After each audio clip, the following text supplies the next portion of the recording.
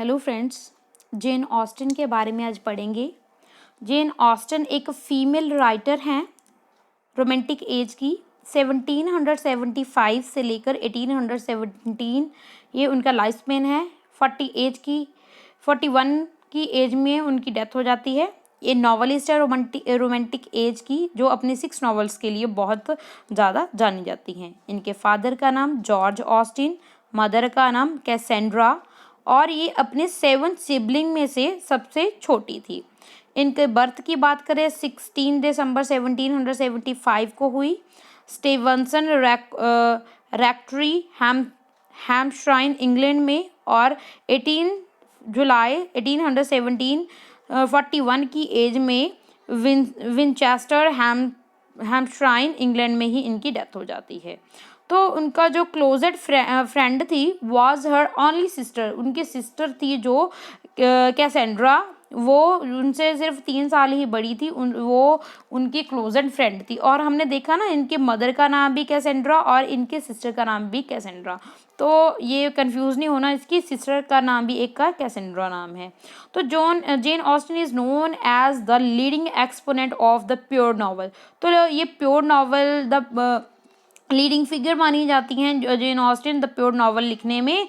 Jane Austen ये एक ऐसी राइटर थी जो एक वुमेन राइटर थी और वुमेन के ऊपर ही लिखती थी। She was a practical idealist, ये प्रैक्टिकल आइडलिस्ट थी, प्रैक्टिकल आइडल्स पे ही लिखती थी। She was a great novelist of the romantic as यानी कि जी एज ऑफ वर्ड्सवर्थ भी हम जिसको बोलते हैं, और जिसमें पोइट्री ज़्यादा लिखी जाती थी, उसमें ये नॉवेल्स लिखती थी, बहुत अच्छे नॉवेल्स लिखती थी, नॉवलिस्ट हैं ये।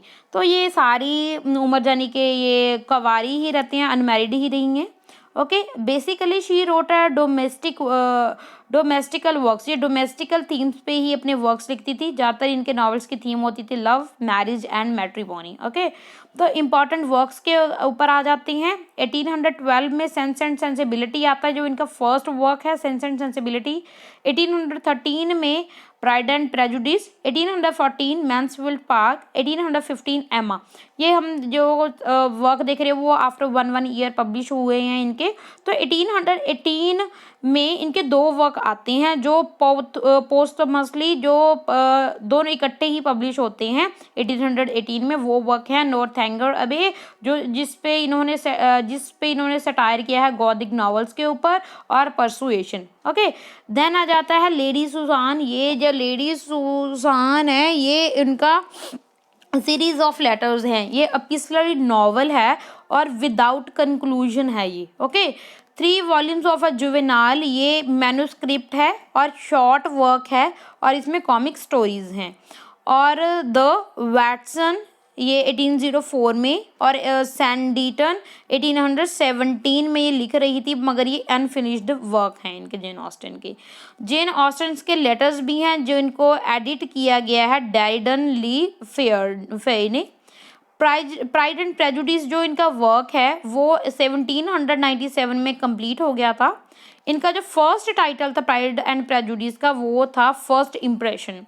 फादर गए थे इनके पब्लिश करवाने, इनका जो वर्क था pride and prejudice first impression के नाम पे मतलब लेकर गए थे, जो पब्लिश ने बिना देखे ही मना कर दिया था वही। तो मगर फिर ये पब्लिश हुआ 1813 में, और उस समय इन्होंने इसका टाइटल चेंज कर दिया था। फर्स्ट इम्प्रेशन इनका तो पहले टाइटल रखा था, और देन इन्होंने इसका टाइटल चेंज कर दिया और टाइटल रखा Pride and Prejudice. Okay, then Persuasion आ जाता है, ये पब्लिश्ड पोस्टमसली डेथ के बाद पब्लिश होता है इनका ये वर्क। और ये जो वर्क पब्लिश होता है ये उनके जो ब्रदर है हेनरी, उनके सुपरविजन के अंडर पब्लिश होता है। ओके, सेंस एंड सेंसिबिलिटी जो वर्क है 1795 में इनका जो लिखा जाता है ये वर्क सेंस एंड सेंसिबिलिटी, इसका भी फर्स्ट पहले टाइटल था Eleanor and a Marrion.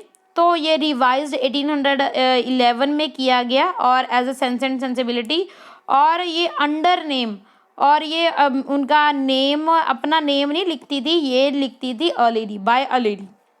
Okay, ऐसे इन्होंने ये अपना वर्क पब्लिश करवाया था। नॉर्थैंगर अबे ये 1798 और 99 में इन्होंने लिखा, जैसे सुसान के नाम से लिखा था, और लेटर रीटाइटल किया गया इसको कैथराइन के नाम से, और पोस्टमसली पब्लिश करवाया गया था, और उस समय इसका नॉर्थेंगर अबे इनका टाइटल रखा गया, यानी कि 3 बार इनका टाइटल है, सुसैन और कैथराइन और नॉर्थेंगर अबे।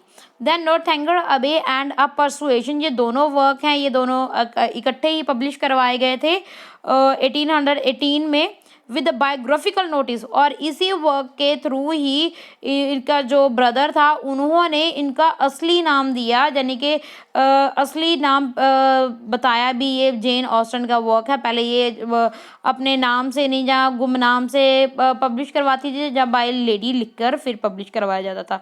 तो इन्हीं वर्क से ही नॉर्थेंगर अबे और परसुए और जो इनका सेकेंड वर्क है परसुएशन, इन्हीं से ही इनको आइडेंटिफिकेशन मिली, अपने इसके ब्रदर ने ही आइडेंटिफिकेशन दिलाई। ओके, मैकाउले, जो मैकाउले हैं उन्होंने जेन ऑस्टन के बारे में बोला है, वी हैव नो हेजिटेशन, वो बोलते हैं हमें कोई हेजिटेशन नहीं है अगर हम जेन ऑस्टन को शेक्सपियर के साथ खड़ा कर लें, यानी कि उनको ये इनके साथ का बराबर का मानते हैं वो, ठीक है। अ मेमोयर ऑफ जेन ऑस्टन, ये जो वर्क है ये 1869 में आया, और ये जो वर्क है इनके जो नेफ्यू थे J.E. ऑस्टिन ली ने लिखा था, ठीक है।